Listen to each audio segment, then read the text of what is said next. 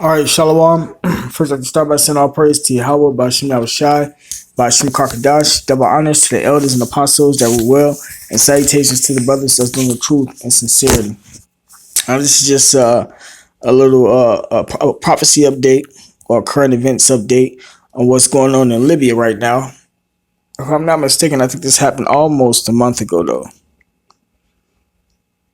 Yeah, but it's still relevant because it's prophecy 1, 2. This war that they got kicking off in the Middle East is only gonna get worse. It's not gonna get better. You know, the numbers probably change by 10. You know, but I'm gonna go ahead and play the video and then just go on the scriptures on it. In this edition, the World Health Organization says fighting around the Libyan capital has left more than 200 people dead in the past 2 weeks. The UN agency says at least 18 civilians were among the victims. It added that more than 900 people have also been wounded as a result of the ongoing conflict. According to the UN, recent clashes between rival Libyan militias for control of the capital have displaced nearly 20,000 people.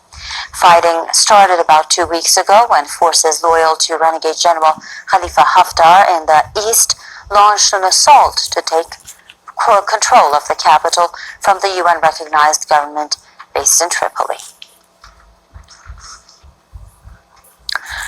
To discuss that more, we're joined by Mr. Jonathan Alfianza, publisher of Africa Briefing, joining us live from London, and also from London joining us is Mr. Saeed Shahabi, political analyst. Thank you very much to both of you gentlemen. Let's start with Mr. Alfianza.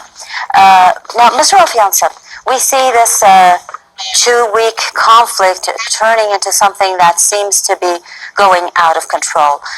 Do you believe that one of the reasons is because there are foreign hands there? We see different European countries taking different sides as far as this war goes on in Libya simply because of their economic interests. Well, not only economic interests. Countries like France and Italy has quietly been supportive of General Haftar, right, because of his anti-Islamist stance. So the support is not only economic but also political and but also political. Because General Haftar is known as an anti-Islamist, who's trying to curb the rising Islamist influence that he believes is taking place in Tripoli, and it's also struggling against the Muslim Brotherhood. So some European countries quietly, especially France, has been quietly supporting Haftar since 2015. So do you think there will be a solution as far as these foreign powers are engaged in Libya? Well, the solution will have to come from the foreign powers. I mean, Russia is also another backer of General Haftar. So, I mean, the Western powers, nations need to come to a consensus as, a first step, in resolving, this rising, escalating conflict. Let's turn to Mr. Saeed Shahabi. Mr. Shahabi, what is your opinion regarding the conflict there? Do you think there is a way at this point to stop this war? Thank you very much. The problem with this conflict is that it has several factors. Number one is that Mr. Haftar is being encouraged by those, as my colleague just said, the anti-Islamic regimes like Egypt, United Arab Emirates and Saudi Arabia. The three countries have motivated him to wage his attack on Tripoli. He wants to take the capital. He wants to control the whole Libya. We must not underestimate the ambitious program of the UAE, United Arab Emirates and Saudi Arabia. They want to, or they are occupying Yemen. They were occupying Bahrain. They want to occupy Sudan. They are supporting some factions in Sudan, and they want the military to remain, especially the President Burhan of Sudanese army, because they are behind him, and he is the one who has instigated or sent the Sudanese troops to Yemen. Now they want to control Libya, and General Haftar is just he's just a lackey in their hands. They have motivated him. They have supplied him with weapons, and unfortunately, the Western countries are not really cannot be trusted for their stand, because what Haftar is doing is standing against the internationally recognized government of Mr. Sarraj in Benghazi. They are not going to remain behind him. But there is another point here. The Saudis have justified their war on Yemen, saying that the Houthis were against the internationally recognized government of Hadi. This is what they say, of course, which is not true, because Mr. Hadi had already remained in his office beyond the time limit that was afforded to him. But they are doing the same thing now, or opposite thing in Libya. They are standing and supporting a war against the internationally recognized government of Mr. Sarraj, Faiz Sarraj in Benghazi. So there is that conflict. The United Nations officially is still behind Faiz Sarraj government in Benghazi, but the Western government, as my colleague just mentioned, they don't have one stand, especially because Mr. Haftar is against the Islamist elements in Benghazi. So this conflict is both ideological, economical, and also political. Thank you very much. Let's turn back to Mr. Alfianza. All right, and I'm gonna stop it right there. You see, like I was saying, it's prophecy. You know, they got their justifications on why it's happening and whatnot, but ultimately it's prophecy because of what the nations have done to Israel. So I'm gonna start with this Matthew chapter 24, verse 6. It says, I'm gonna start at verse 4. It says, and Yahushua answered and said unto them, take heed that no man deceive you. For many shall come in my name, saying, I am Yahushua, and shall deceive many. And that's what's going on with these churches and these false Israelite groups. They coming in the name of, they saying they coming in the name of Yahushua, you know, but really they coming in the name of Caesar Borgia, you know, and preaching the wrong doctrines and stuff. And you actually got people that actually didn't say that they were Yahushua, you know. But the Lord said that they were going to come and to be not deceived. And you shall hear wars and rumors of wars. See that you be not troubled, for all these must come to pass, but the end is not yet. Right. So what's going on is wars right now. And that's the topic that they speaking on, because there's so many dead in Libya. And this is Tripoli, the capital Tripoli. This is where what's his name? Gaddafi was ousted out of power, you know, and killed in the street. You know, that country is still in an uproar.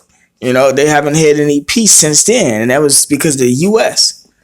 But you know, the Lord Yahushua got these prophecies happening because the world is going to be ruled in righteousness. Once again, you know, so Esau getting his little reign to do his little wickedness, but everything will be put back in order soon.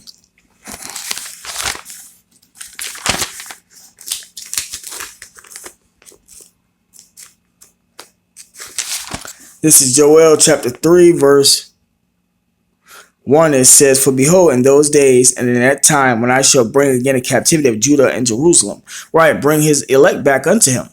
You know, and it started already because the Lord is got his prophets out there right now.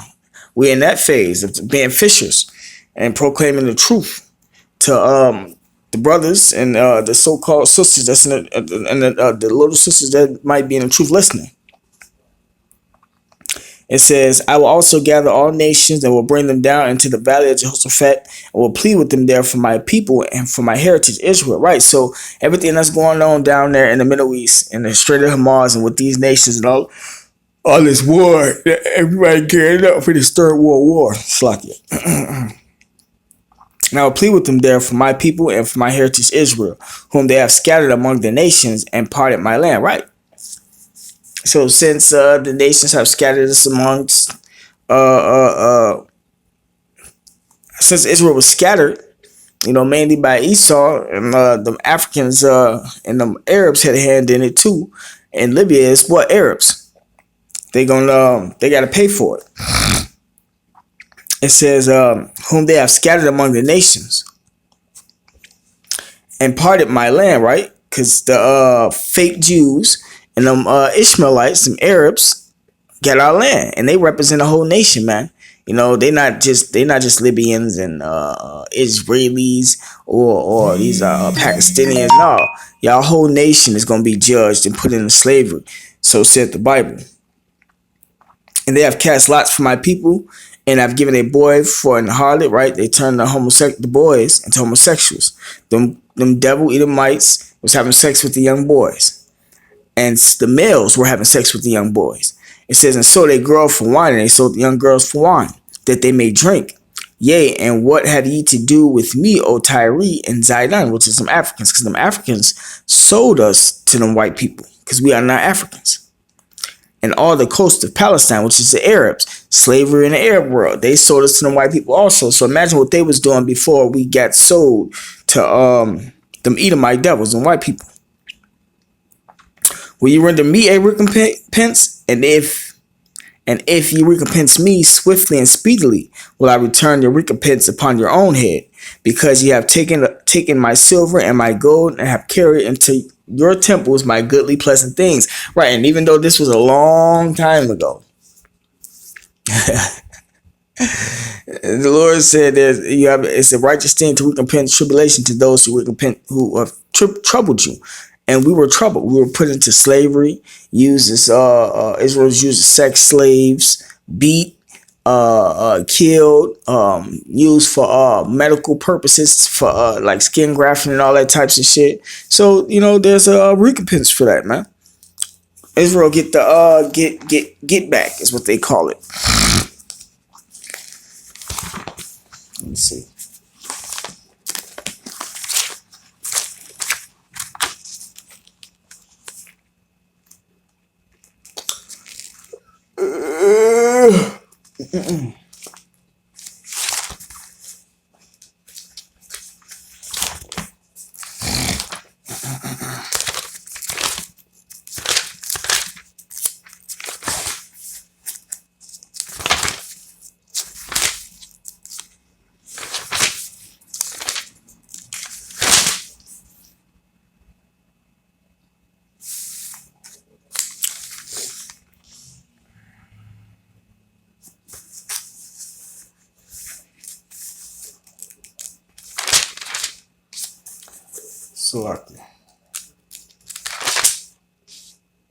It's the 2 Thessalonians chapter 1 verse 6, saying it is a righteous thing with the Most High to recompense tribulation to them that trouble you. Right. So for what they have done to us, the Lord gonna give us the power to do to them. It's all scriptural.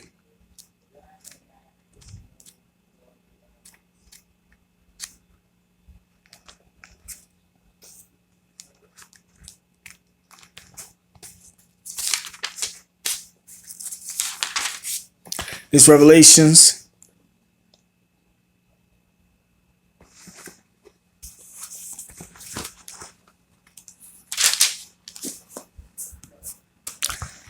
chapter 13 verse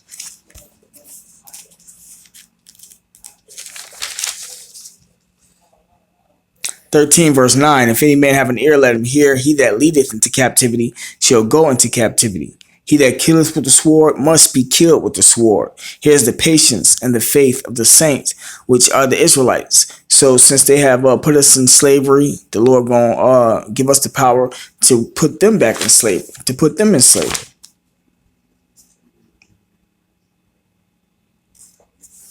Um,